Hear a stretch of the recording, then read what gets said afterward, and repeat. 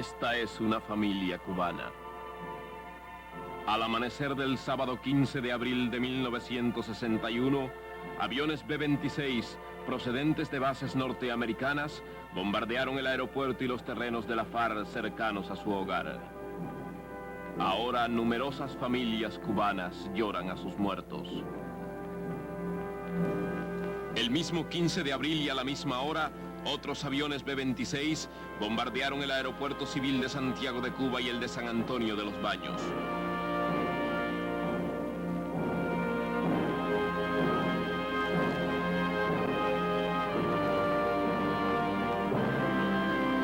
Presiones políticas, boicot económico, sabotajes, bombardeos criminales, piratería internacional.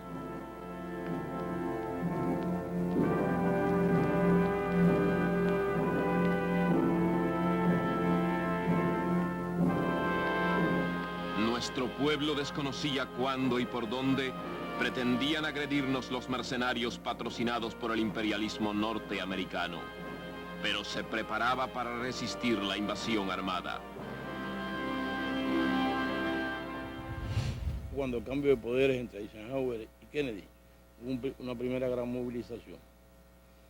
Fidel asumía la dirección de todo como comandante en jefe en la capital, y el Che era enviado a Pinar del Río.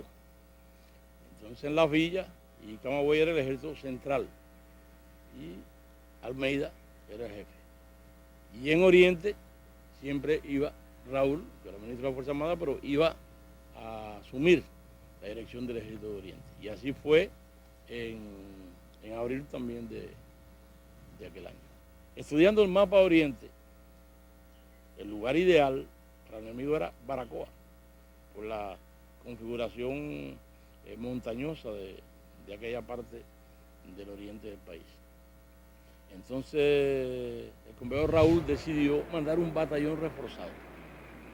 Ese batallón reforzado lo reforzamos con antiaéreas 4 Bocas, chinas, con morteros 82, con aquellas bazuquitas chinas también, y con cañones de 57 milímetros. No son grandes cañones, pero lo que teníamos en ese momento. El día 15, llama a Suñol y dice que ha visto unos barcos cerca, unas embarcaciones. Entonces el compañero Raúl tomó la decisión de enviar una exploración aérea. Le da la orden a Orestes Acosta, capitán, que era el jefe de la base aérea, de hacer una exploración. Nos dice, vi unas embarcaciones, pero como el avión era muy rápido, tengo que hacer otro vuelo, prepárenme el avión Catalina, que es un avión de reconocimiento lento, y enciéndame el aeropuerto. El aeropuerto lo habíamos apagado por razones de seguridad. Diciendo esto, y vemos una bola en el cielo, una bola de candela, en el mar, estalló el avión de Orestes Acosta.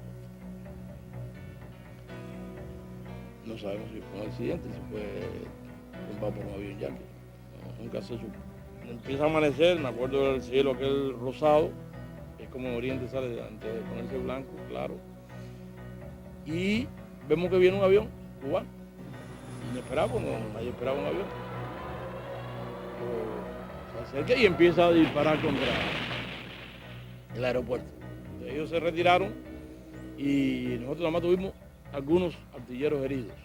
Y sí nos destruyeron algunos aviones Catalina, que él había pedido, y un avión de transporte y otra avioneta por la bomba, y algunos artilleros heridos. Y después supimos que los mercenarios no se atrevieron a desembarcar cuando vieron la movilización en la costa de Baracoa. Para nosotros la dirección principal, no ya en caso de los mercenarios, sino de la invasión yanqui, era desde luego Santiago de Cuba. Y además ya históricamente habían desembarcado por Siboney. Y tenemos 23 batallones desplegados en, le llamamos la dirección Santiago, la dirección principal.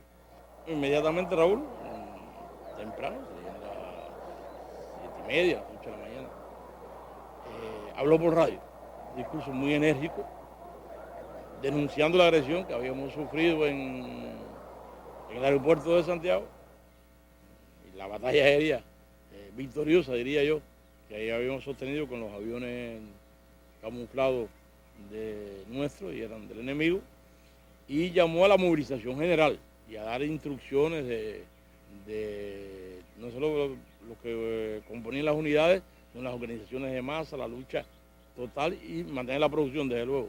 Es decir, todas las indicaciones muy precisas, un discurso muy emotivo, no era para menos en la situación en que lo pronunció, muy completo, pienso yo, y muy combativo.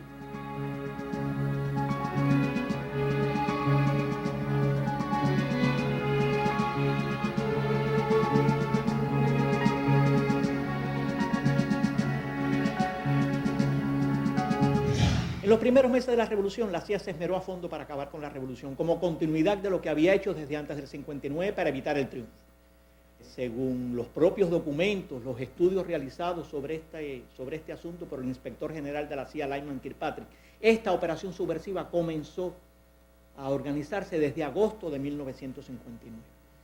Ya desde septiembre, en el periodo septiembre-diciembre, internamente por la CIA, en unión, en conjunción con el Departamento de Estado, realizaron un amplio estudio sobre las circunstancias, las realidades de Cuba, como resultado de lo cual el estudio minucioso de su documento posibilitan afirmar que ya para el 11 de diciembre de 1959 había sido elevado al director general de la CIA, Allen Dulles, por parte del jefe de la División del Hemisferio Occidental de la CIA, J.C. King. Finalmente, esta propuesta fue aprobada el 17 de marzo de 1960 por el presidente Dwight David Eisenhower. Es curioso las notas acerca de la reunión en que se aprobó este plan. Él dijo que no conocía una propuesta mejor para acabar con la revolución.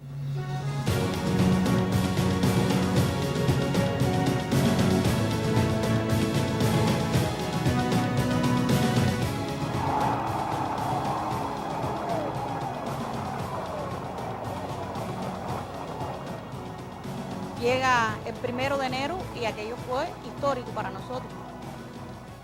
Y en mayo llega la primera visita de Fidel a la Ciénaga, que llega a Cayo Ramona.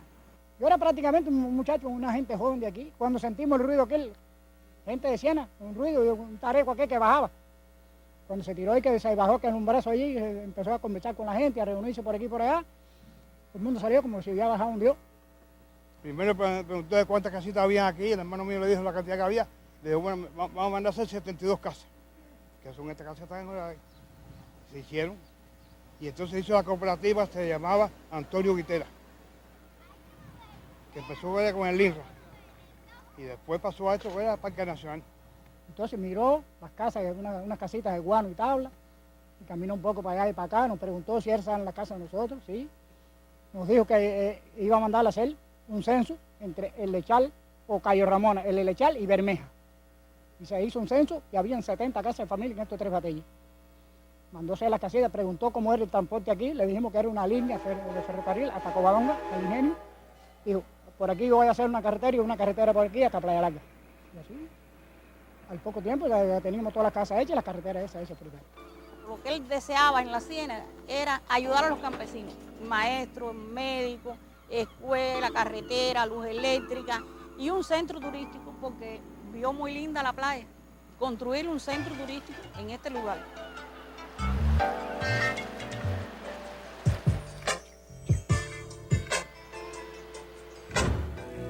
La vida era demasiado mala. Cuando nosotros vivíamos, como vivíamos, con el gobierno anterior al triunfo de la revolución, es como decir horas de día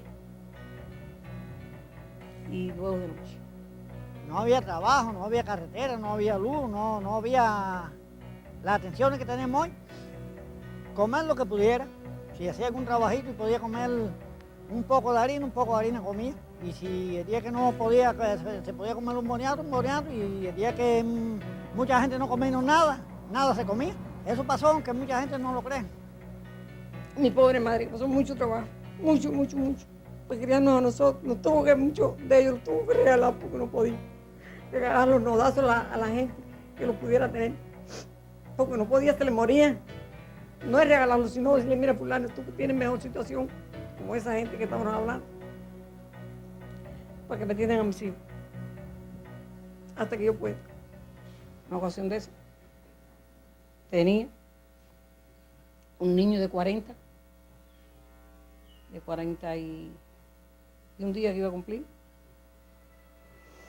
que lo perdí por falta de recursos.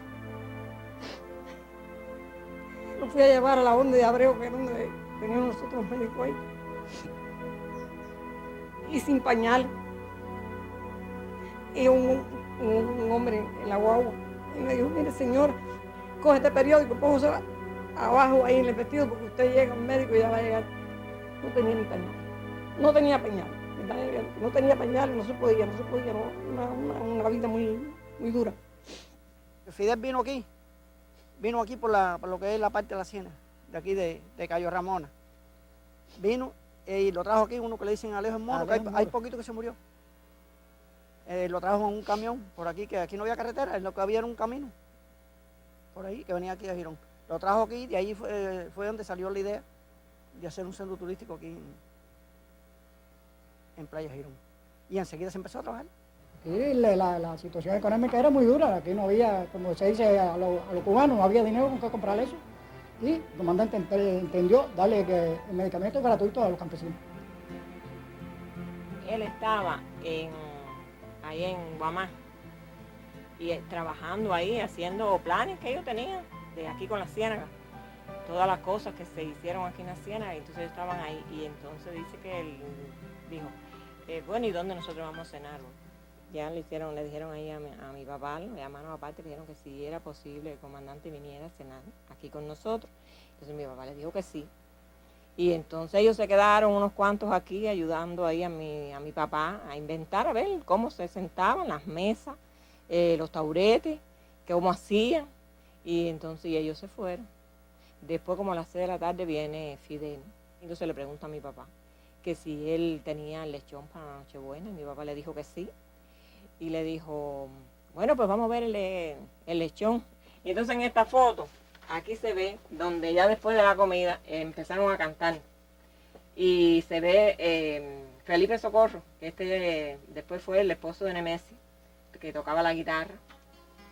Y estaba, bueno, Fidel y Núñez Jiménez, ¿no? Ahí, oyendo las décimas que Pablo Bonachea estaba cantando para Fidel, que son estas, que se ven aquí, que están escritas aquí, las décimas que Pablo cantó esa noche. Ya tenemos carretera, gracias a Dios y a Fidel, ya no muere la mujer, te parto por donde quiera.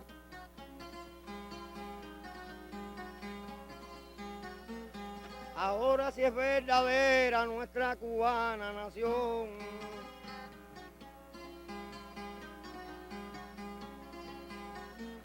Porque el hombre de carbón jamás será explotado, porque a Cuba ha llegado esta gran revolución.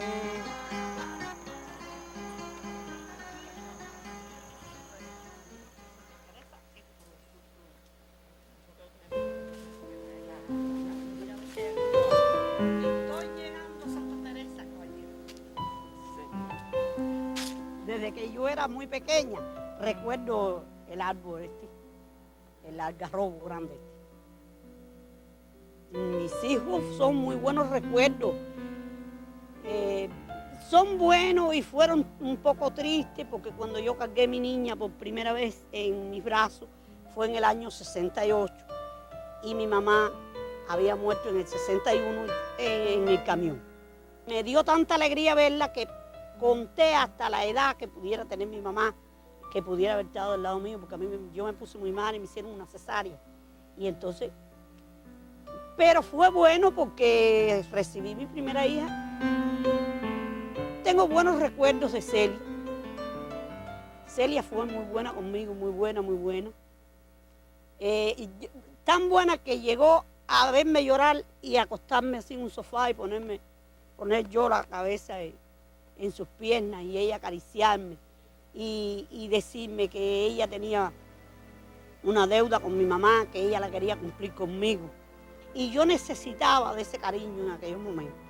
El grado vaya, como eran las ocupaciones que tenía Celia y que pudo dedicar unos momentos, no, días, a calmarnos la tristeza de mis hermanos y la mía. Eso yo pienso que es insustituible en esta vida.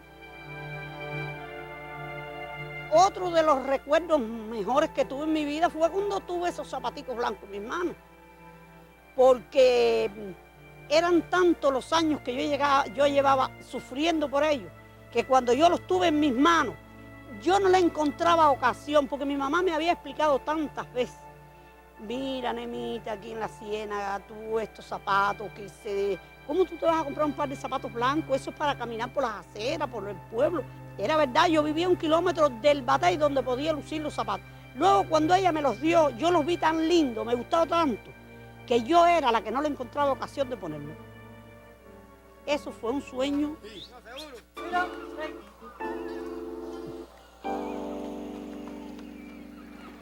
Mi memoria no me ha fallado nunca. Me siento muy orgullosa de hoy, al cumplirse el 50 aniversario, poder estar aquí en este mismo lugar y poderles narrar a ustedes la realidad de cómo vivíamos nosotros y qué fue la primera visita de Fidel a nosotros.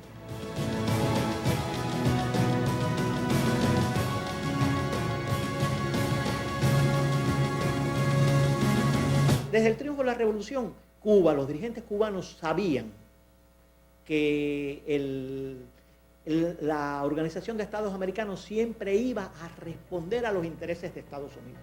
Por eso Cuba llevó su denuncia ante las Naciones Unidas del inicio, digamos, de la operación, como colofón de la operación subversiva que ya la dirección de la revolución venía percibiendo desde meses antes. El canciller Raúl Roa ya había mostrado sus dotes que le habían provocado que se conociese como el canciller de la dignidad. Pero en ONU brilló con luz propia al más alto nivel al poder demostrar que la justificación presentada en ONU por el representante diplomático de Estados Unidos era una falsedad. Podríamos decir que ese hombre fue, en primer lugar, engañado por su propia administración. Ese hombre tuvo que defender allí los criterios, que eran la mentira que había organizado la CIA para hacer creer al mundo que aquellos ataques contra los aeródromos militares cubanos habían sido un resultado de la misma fuerza aérea revolucionaria. Y eso había sido sencillamente en un acto que viola todo principio. Era haber pintado aquellos aviones de la CIA, aquellos aviones B-26, haberlos pintado como si eran de la Fuerza Aérea. Y el representante de Estados Unidos ante la ONU, Adlai Stevenson, se desgastó tratando de demostrar que era verdad aquella burda mentira. Yo no creo que Fidel Castro tuvo una espía, digamos, en la Casa Blanca o en el Departamento de Estado. Fue la reacción de él a varias indicaciones, etc. Es muy inteligente Fidel Castro y reacciona, bien a los varios gestos de parte de la Fuerza Armada de los Estados Unidos. Hay un antiguo oficial de la CIA llamado James Wilco, vinculado a las acciones anticubanas. Y él hace referencia a una provocación para hacer creer un ataque a la base naval en Guantánamo, una fuerza que debía infiltrarse 2 días antes de la invasión por Playa Girón, por el sur de Oriente, a escasos kilómetros de la base naval en Guantánamo, con el uniforme del ejército rebelde de Cuba.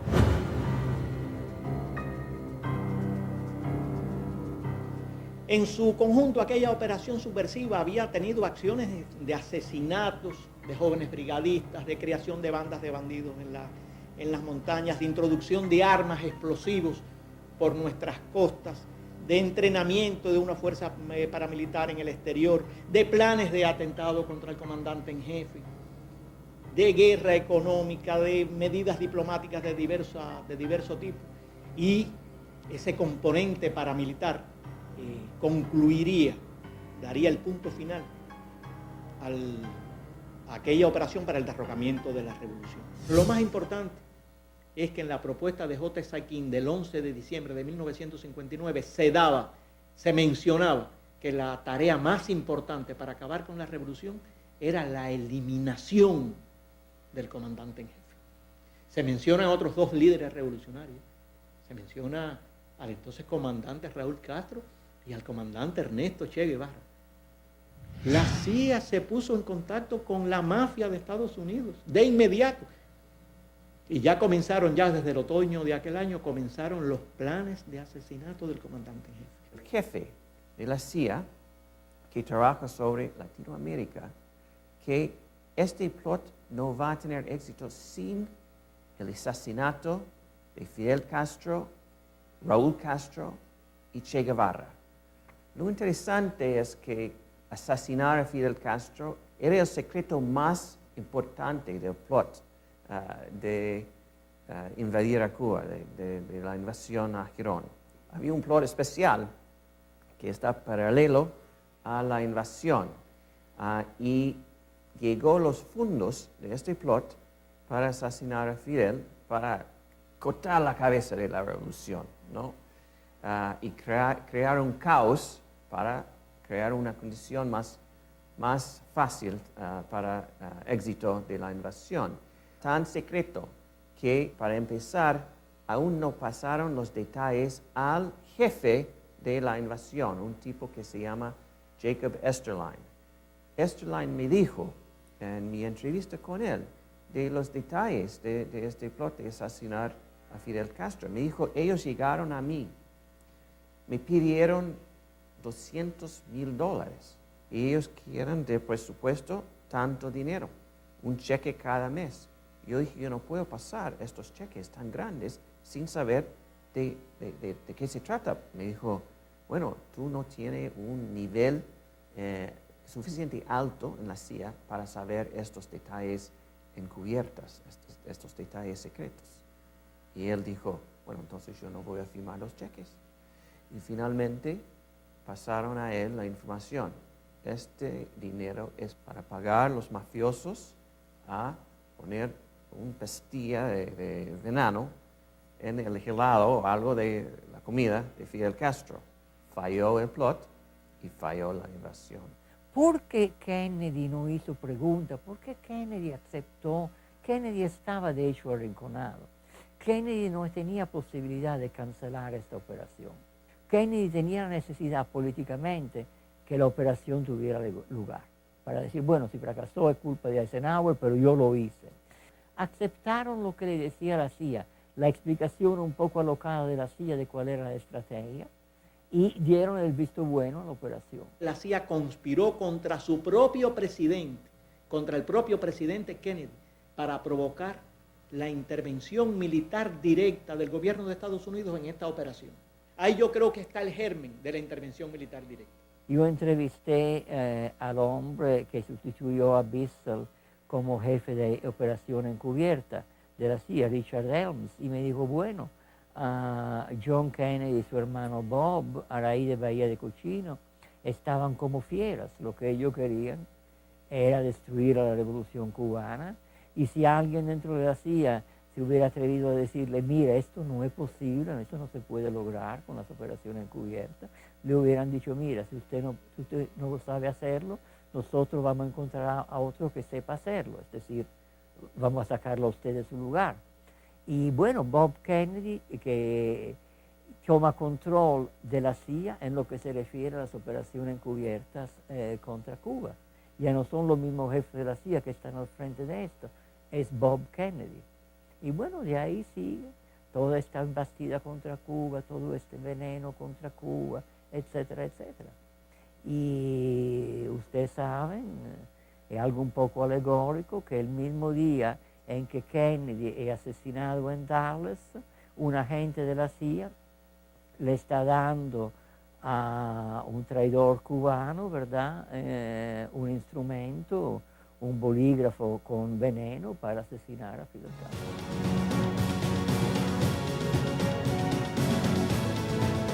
Que lo que no pueden perdonarnos los imperialistas es que estemos aquí. Lo que no pueden perdonarnos los imperialistas es la dignidad, la entereza, el valor, la firmeza ideológica, el espíritu de sacrificio y el espíritu revolucionario. Y que hayamos hecho una revolución socialista en las propias narices de los Estados Unidos. Y que esa revolución socialista la defendemos con estos fusiles.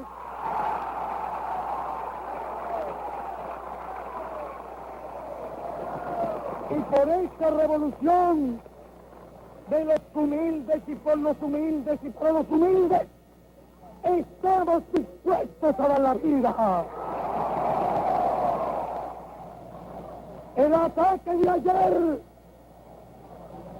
fue el preludio de la agresión de los mercenarios.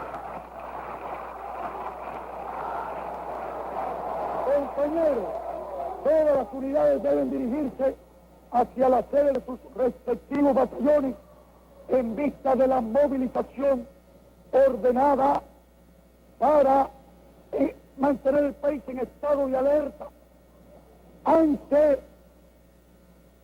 la inminencia que se deduce de todos los hechos de las últimas semanas y del cobarde ataque de ayer, de la agresión de los mercenarios, marchando a las casas de los milicianos, formemos los batallones y pongámonos a salir al frente al enemigo con el himno nacional.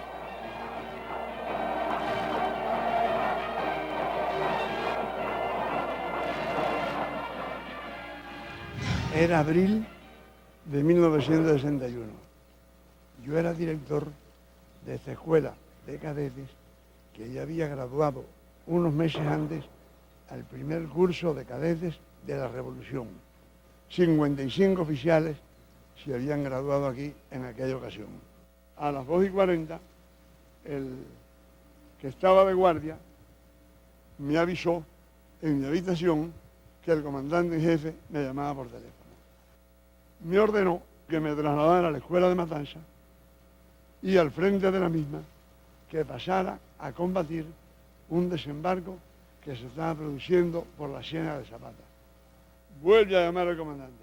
Hacía 8 o 10 minutos o 12 que me había llamado.